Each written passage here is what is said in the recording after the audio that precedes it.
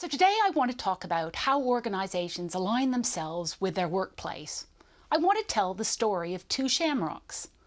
First of all, let's go back 15 years when Charles Handy wrote The Age of Unreason. He described at that point organisations becoming like a shamrock, having three core parts. In terms of the workforce, what he was describing were three types of employees.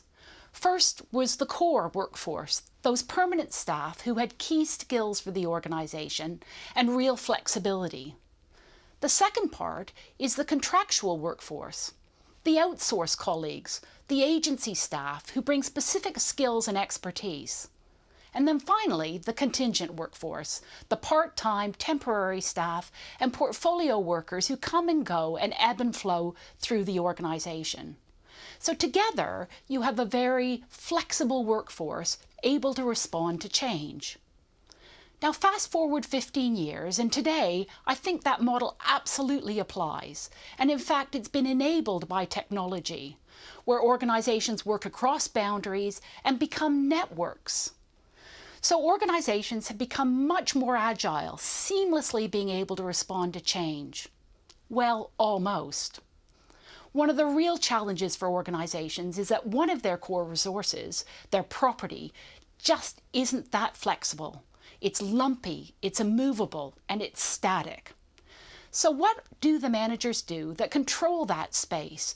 How do they make sure that their accommodation can keep up with the organisational change? Well, we think that actually the property resource can be managed just like the people, as a shamrock. So let's go back to the three elements of that shamrock.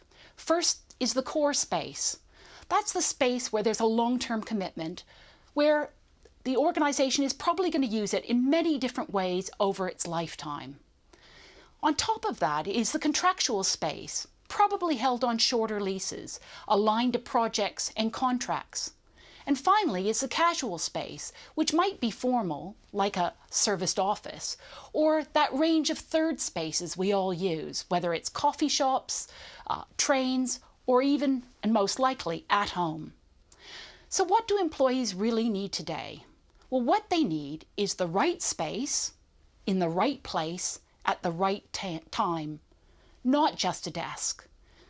By aligning the organisational shamrock with the real estate shamrock, the benefits of agility can be realised.